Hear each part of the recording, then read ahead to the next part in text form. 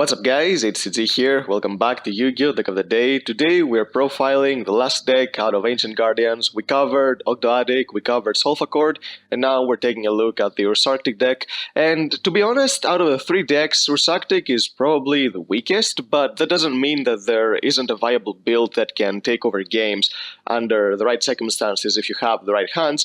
But the problem is that if you were planning to play a pure version of this deck, same thing like Sulfur and same thing like ALTANTEAN, then you are not in luck, because I don't think there is a viable way to play this, at least in a competitive level, as a pure deck, because the deck negs so inherently. It seems that this is a theme of this set. All three decks need supplementary engines in order to be viable, so yep, this deck is no different at all. So I'm going to show you the list that I've come up with. The deck has actually a lot of cool combos that can win with or without using the main deck URSARCTIC monsters at all, but they offer something more. So before we begin, if you enjoy this video, give it a thumbs up, subscribe to the channel so you don't miss our upcoming content, and now let's get to the deck profile. So starting off with the URSARCTIC monsters, we have 3 copies of Polar. So this card is the best one out of the monsters by far because it's a searcher. So the URSARCTIC monsters have a quick effect in your hand that you can tribute one other level 7 or higher monster from your hand to special summon them. When you use this effect, you cannot special summon monsters that do not have a level for the rest of this turn, so no links and no Xyz monsters, but you don't really care about that much because the extra deck is mostly Synchro monsters, and the 2 link monsters we play, we try to use before we use any of the URSARCTIC monsters effects. That's cool. And they all have different effects when they drop on the field, so this one is the best one because it adds an URSARCTIC monster from your deck to your hand. So this mechanic of tributing another monster to summon themselves is usually a neg 1, except for this card because it replaces the one you tributed. So this is why the URSARCTIC, if you try to play them as just an URSARCTIC pure deck, you're going to neg a lot. Even their search card, that is not their monster, does not +1, it just goes even, just like Melody of the Awakening Dragon. So it's not like you have a generic way to plus with this deck, so you need to rely on other stuff. And since they're water monsters, you see where this is going. There are a lot of good water cards you can play in pretty much any water deck, so you can have a lot of success.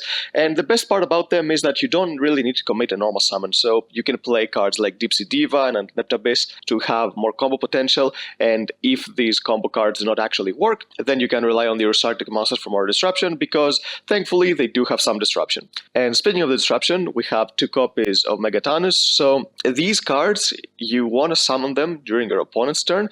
You can summon them during your own turn as well, but usually they're the ones you use to disrupt your opponent. So there are 3 cards that disrupt your opponent. So this is the first one, and we play 2 copies of, because if this card is special summon while you control another URSARCTIC monster, you target a face-up monster your opponent controls, and you Book of Moon it. So Polar is the main centerpiece, because if you don't have it on the field, then these cards do not get their effects off. You need to have another URSARCTIC monster on the field in order to use that effect. So this is why you always want to start with Polar first, and then search one of the other ones and use these during your opponent's turn to disrupt them. And a Book of Moon effect is actually very relevant, especially in a format where Dragon Link is so powerful, so you can flip all their monsters face down before they get to Link Summon, and then you stop their plays altogether.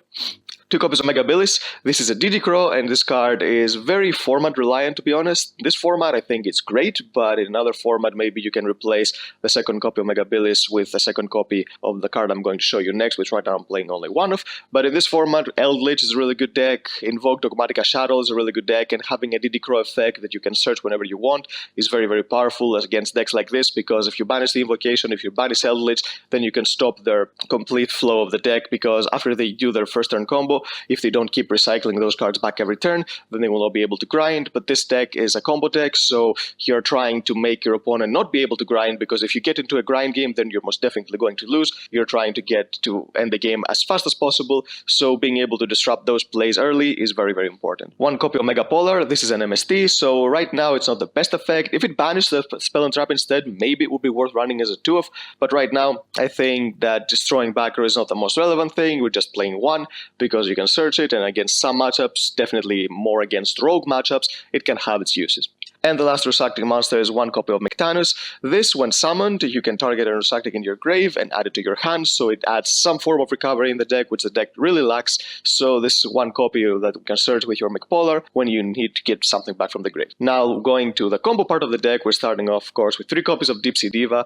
Deep Sea Diva and Needle Fiber together, pretty much you can make any deck combo, especially a deck that does not really need its normal summon and it's a water-based. This combo can actually be really, really good. So Deep Sea Diva, especially actually being searchable now gives you more copies of her, makes her more consistent, and having 3 copies of Dragoon means that you can combo for days. So in a water deck that doesn't need its normal summon, I highly recommend playing the Diva engine. 3 copies of Neptabyss, of course, you have to play this with your Diva. Even just drawing Neptabyss or getting Neptabyss on its own is not that bad because you can do so much by dumping Dragoon, searching Minstrel and another Dragoon, then using Minstrel's effect, searching another card with Dragoon, and then you take a card of your opponent's hand. And if you use 1-for-1 for your Neptabyss, so you don't commit your normal summon to it, then you can summon your Diva, and then you can do more plays with your Needle Fiber. 3 copies of Minstrel, this card protects you from hand traps. Having it with Dragoon is absolutely insane because not only do you take a hand trap out of your opponent's hand or any card that might be problematic, and then you search your Diva, and during the combo you're going to give them the card that you banished back to their hand, but that doesn't really matter because at that point you have Savage on the field, so even if you banish something like a Nibiru, which is devastating,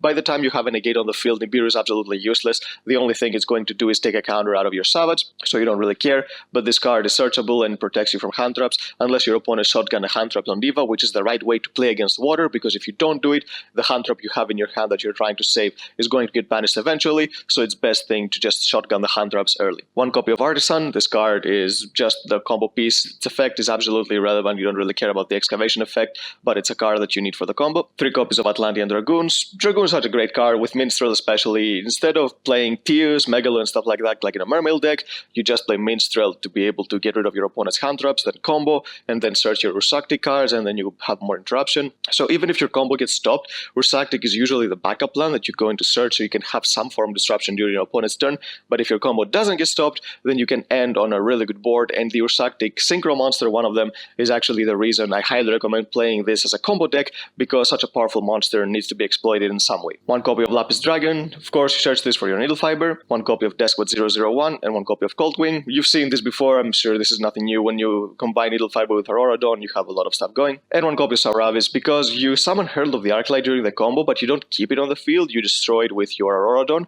So having something to search is not bad, and this can protect you from maybe a top deck of Impermanence, because if your opponent doesn't have it already and they top deck it, then by being able to negate something that targets, Sauravis makes some value out of this search. Now for the spell cards, we have 3 copies of URSARCTIC Departure. This card is a Melody the Awakening Dragon. You discard a card and you add 2 URSARCTIC monsters from your deck to your hand, and also has an effect that if you tribute a monster to use an URSARCTIC's effect, you can banish this card from your grave instead, so it has some value in the grave as well. But the main reason this card is good is not even for its search effect. Yes, the search effect is great, but making Deep Sea Aria live turn 1 is actually super important, because if you don't normal summon something and go into Almirah's, Deep Sea Aria is very, very bad, because you need to banish a water monster from your grave in order to search your Diva. But with this card, you can discard any water monster and then you can make Deep Sea Aria live. So this is why I think that these 2 decks actually have synergy together. It's not just throwing an engine that carries you every single game and you claim playing URSARCTIC while you're not playing URSARCTIC. That's not the case, because even if you do not see any URSARCTIC main deck monsters during your combo with Diva, if you just 1-card combo with Diva,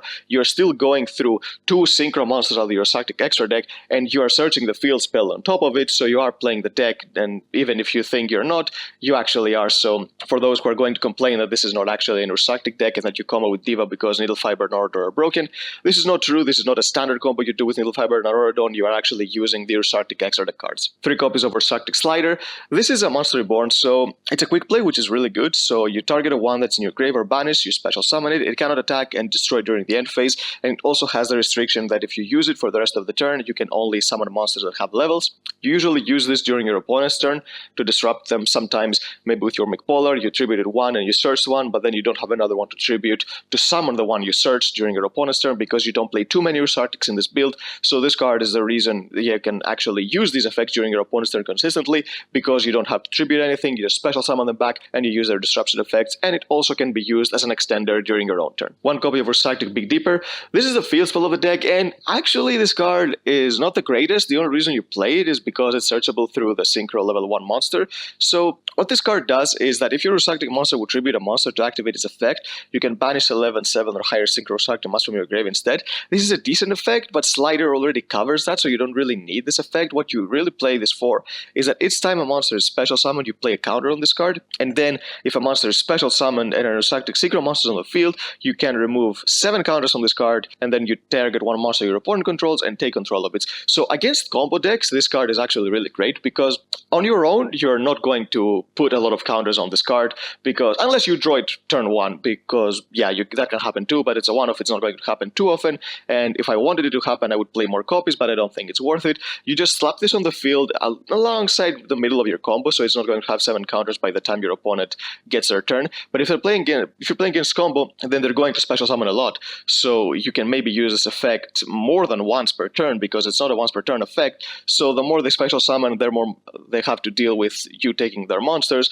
which can basically disrupt their plays at certain choke points. 3 copies of Deep Sea Aria. Because of Departure, this card is so great in this deck. You don't have to do anything. You don't have to open Minister with Dragoon or something like that in order to make this card live. Just being able to use a Departure, search 2 URSARCTICs, and make this card live is absolutely fantastic. 1 copy of 1/1 to go into your Neptabyss, and this is specifically broken because, like I said, if you don't use your normal summon for Neptabyss, you can search your Diva and then normal summon your Diva and go into your Needle Fiber. 1 Monster Reborn, an extra extender for the deck, and also getting the URSARCTIC effects because Slider may not be enough. 1 copy of Call by the Grave to make sure your combos go through, and 1 copy of Upstart Goblin to make the deck more consistent. Now for the extra deck, we have 3 copies of URSARCTIC Polari. So the Synchro monsters of this archetype are very unique. The reason this is a level 1 is because you summon them by sending 2 monsters you control with a level difference of 1.